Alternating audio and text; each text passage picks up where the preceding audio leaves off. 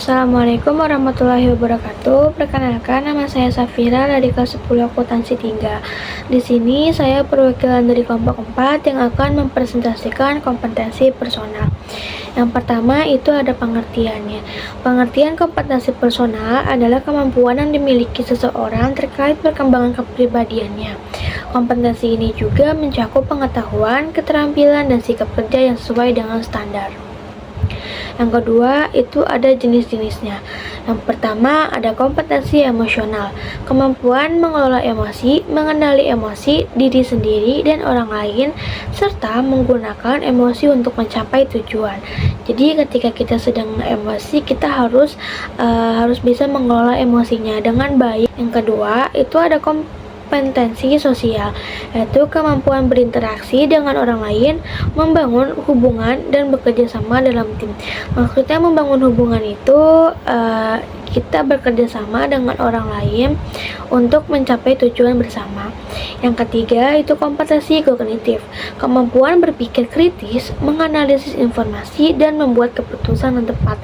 Jadi ketika kita ingin mengambil keputusan, kita harus pikirkan secara matang-matang agar ketika kita mengambil keputusan kita tidak menyesal di suatu hari nanti.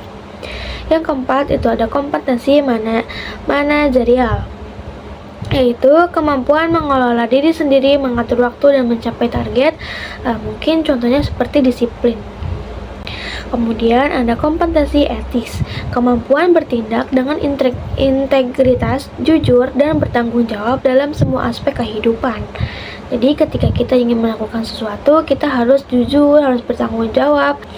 Yang keenam, ada kompetensi adaptasi, yaitu kemampuan menyesuaikan diri dengan perubahan, tantangan, dan lingkungan baru.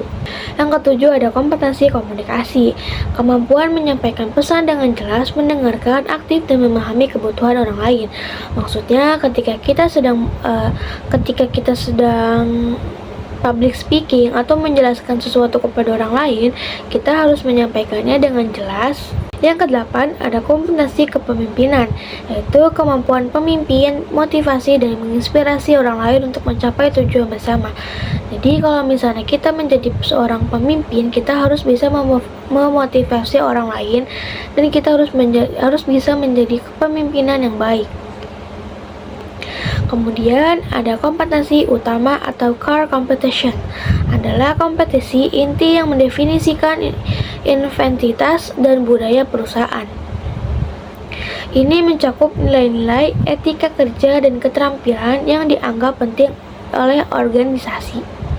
Kemudian ada kompetensi dasar, adalah sekumpulan keterampilan, pengetahuan, atau kemampuan minimum yang diperlakukan seorang untuk dapat melakukan suatu pekerjaan atau tugas tertentu sesuai standar operasional prosedur SOP. Jadi ketika kita ingin melakukan sesuatu di suatu tempat atau di suatu perusahaan, kita harus melakukannya sesuai standar perusahaan atau sesuai SOP-nya. Kemudian ada kompetensi pembeda.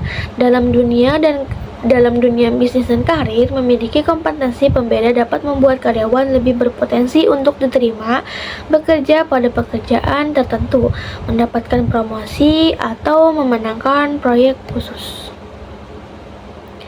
Kemudian ada manfaatnya.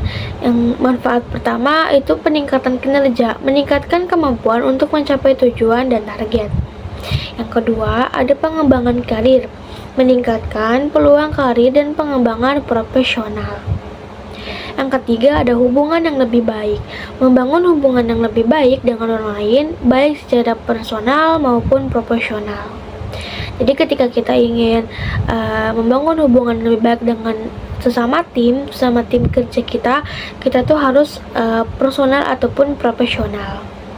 Kemudian ada pengelolaan stres, meningkatkan kemampuan untuk mengelola stres dan menghadapi tantangan.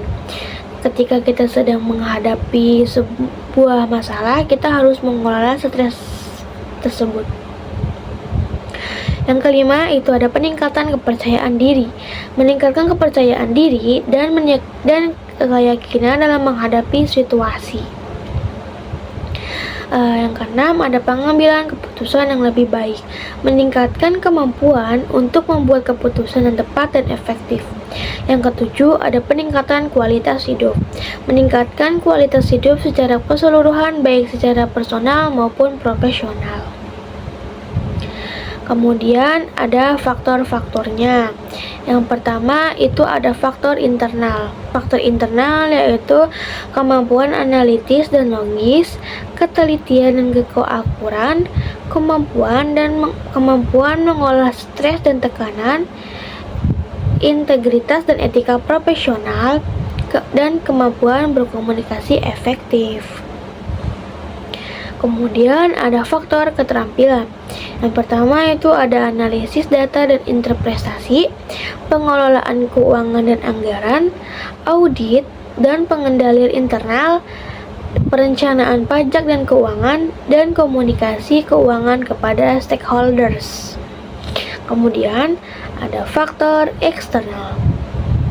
Apa sih yang ada di faktor eksternal? Yaitu pendidikan dan pelatihan akuntansi atau keuangan, pengalaman kerja dan magang, lingkungan kerja dan budaya organisasi, sertifikat profesional misalnya CPA atau CVA.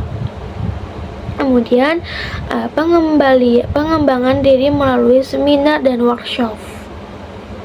Yang terakhir ada sikap dan perilaku, yaitu profesionalisme dan bertanggung jawab, objektivitas dan independensi, kemampuan dan independensi, kemampuan bekerja sama dalam tim, fleksibilitas dan adaptabilitas, berorientasi pada hasil dan kualitas.